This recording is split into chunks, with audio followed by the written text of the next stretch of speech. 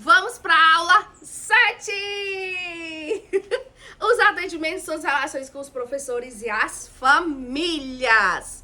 Gente, tem um autor que eu gosto muito, que ele é o pai, certo? Ele é de 1985, os estudos dele é por ali, tá certo? E o Fernandes, que é da mesma linha dele, ele é ali de 91, tá? Também gosto muito porque são textos atemporais, tá? Então, eles ressaltam a importância de realizar uma entrevista com a família. A entrevista com a família está já aqui na nossa plataforma, no nosso ambiente de aprendizagem, certo?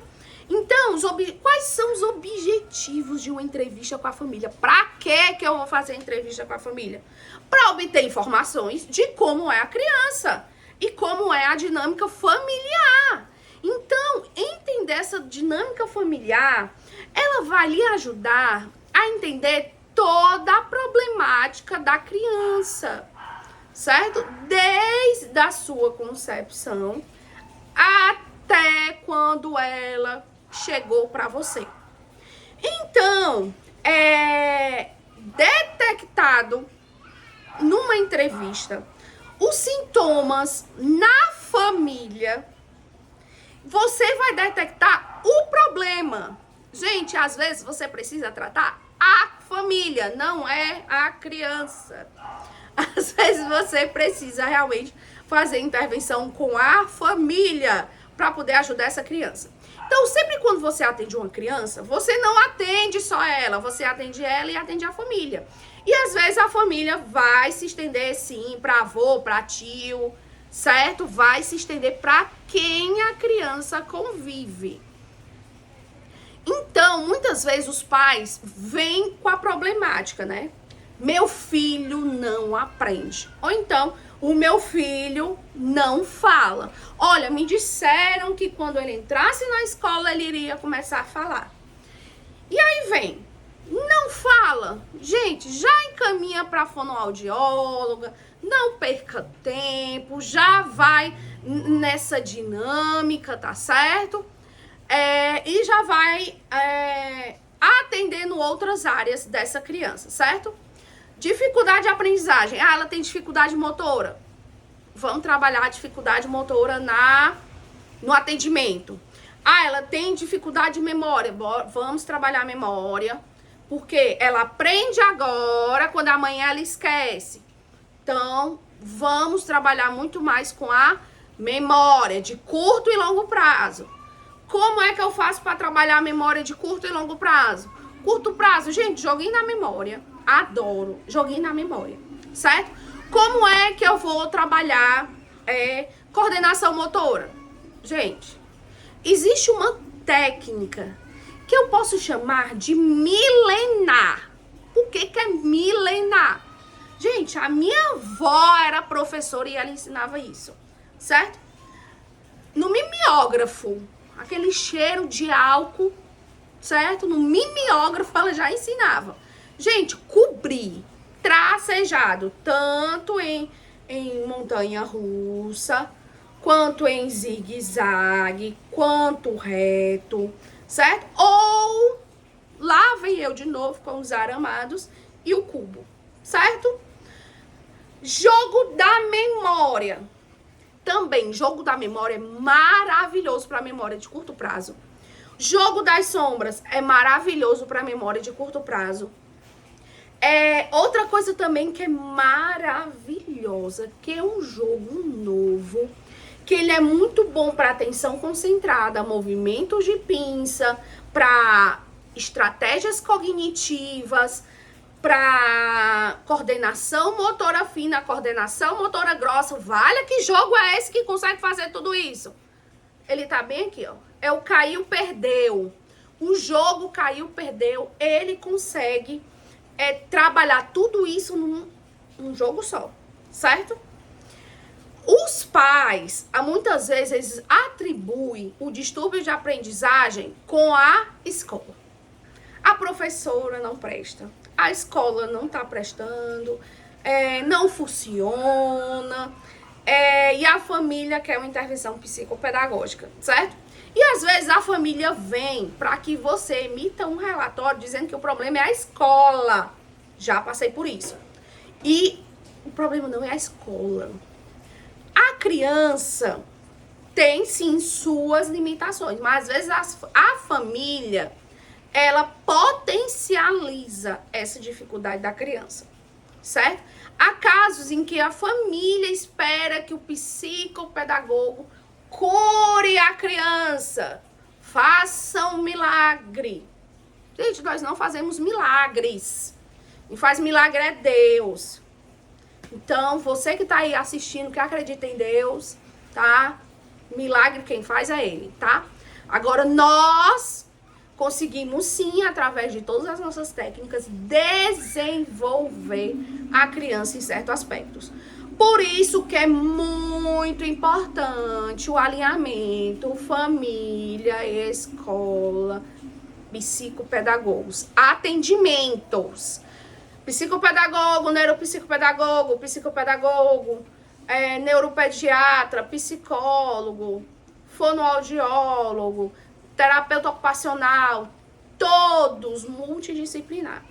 E se essa criança que está sendo atendida por esses profissionais conseguirem conversar entre si, conseguir o contato de cada um e conversar entre si, gente, essa criança vai evoluir de uma forma incrível, certo? Porque o que o terapeuta ocupacional está fazendo, na técnica dele, você pode fazer na sua técnica, e o professor faz na técnica dele, e a escola também faz na técnica dela, através da gestão, e todos trabalham juntos para aquela criança, certo? Então, para essas famílias que acham que nós curamos TDAHs, autistas, TODs, TEIs e tudo mais, vai ser necessário uma segunda entrevista, certo? E uma segunda entrevista, mas infelizmente mais invasiva.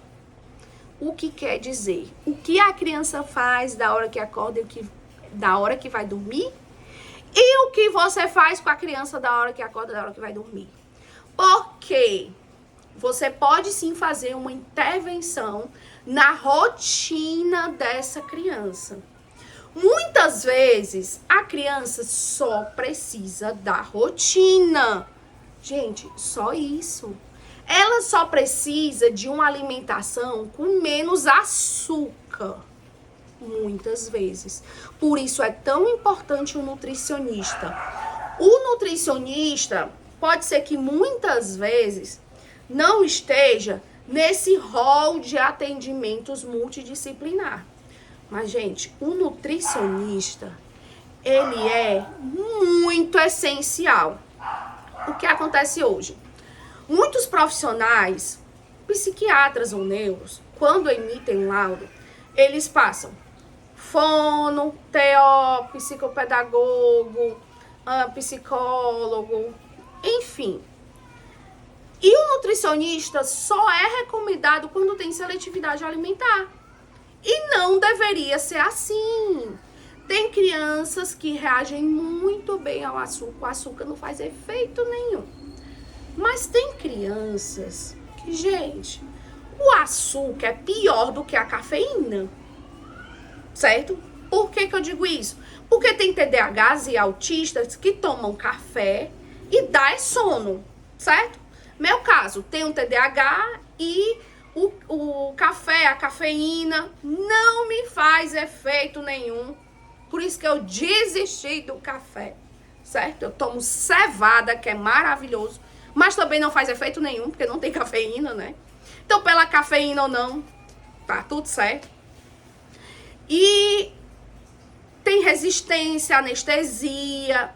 Então, gente, o açúcar pode ser que mexa tanto com a cognição dessa criança que ela não vai conseguir parar para estudar, ela não vai conseguir parar para nada. Agora, por quê? Porque ela acordou e os pais deram todinho Nescau com xilito para essa criança comer de manhã. Aí, gente, não dá, né? Um pacote pacote de recheado de chocolate com Coca-Cola de manhã. Por que que eu falo isso? Porque já teve criança que chegou no atendimento 8 horas da manhã, com Coca-Cola na mão. Sim, uma Coca-Cola na mão. Gente, agora imagine a criança que tem problema. Não é que tem problema. A criança, ela reage diferente ao açúcar e ela acorda com Coca-Cola recheado. Gente, não vai dar certo. Você pode fazer atendimento de tudo até dizer chega.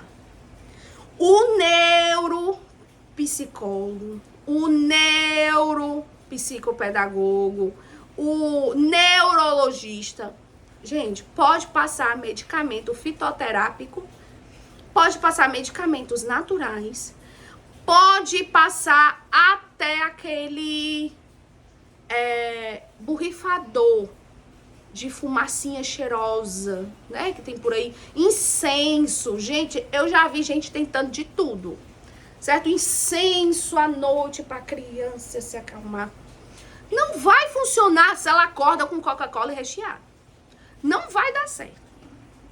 A alimentação é super importante. Então, você que atende autistas, TDAHs e por aí vai, são vários outros transtornos, indique um nutricionista, tá certo? Para essa criança, para ela reagir melhor e ver o que é que ela, as coisas que ela reage. Se ela reage à cafeína, se ela reage ao açúcar e como ela vai reagindo, certo?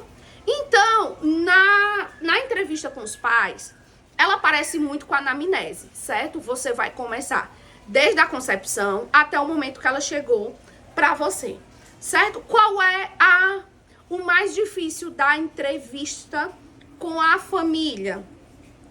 É quando a família não aceita o diagnóstico ou está em busca do diagnóstico porque quer mostrar às pessoas que elas estão erradas, ou então um segundo caso, que é quando a criança é adotada, porque não sabe como é que foi a concepção, não sabe como é que foi o início da infância. Muitas vezes essas crianças já são adotadas com 2, 3, 4, 5 anos, certo? Então, é mais difícil você fazer essa entrevista com os pais.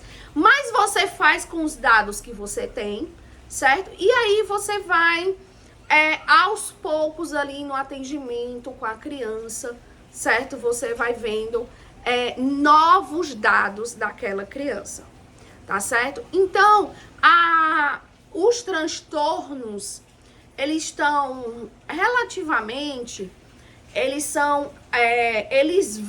estão associados à genética, certo? Tem transtorno de personalidade que é aprendido. Sim, tem transtorno de personalidade que é aprendido. Sim. Depois a gente entra nessa seara aí dos transtornos de personalidade aprendido. Mas síndromes e transtornos, geralmente a criança já nasce, tá?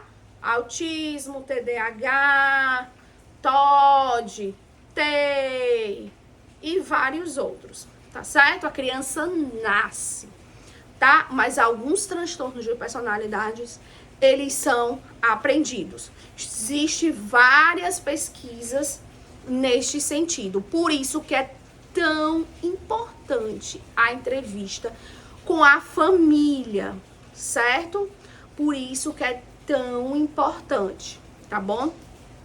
Então, isso é o que eu queria falar para vocês. Todos os materiais estão na nossa plataforma lá de ensino, todos os PDFs estão lá, todos os modelos de entrevista com os pais, de anamnese, entrevista 1, entrevista 2 com os pais, a correção dessa entrevista. Não adianta fazer só a entrevista, você também precisa corrigir depois essa entrevista. O que é corrigir a entrevista? É você olhar cada item da entrevista e tentando absorver, analisar aquela entrevista. Tá certo? Então tá tudo lá. Nossa aula 7 se encerra por aqui. Tchau, até a próxima!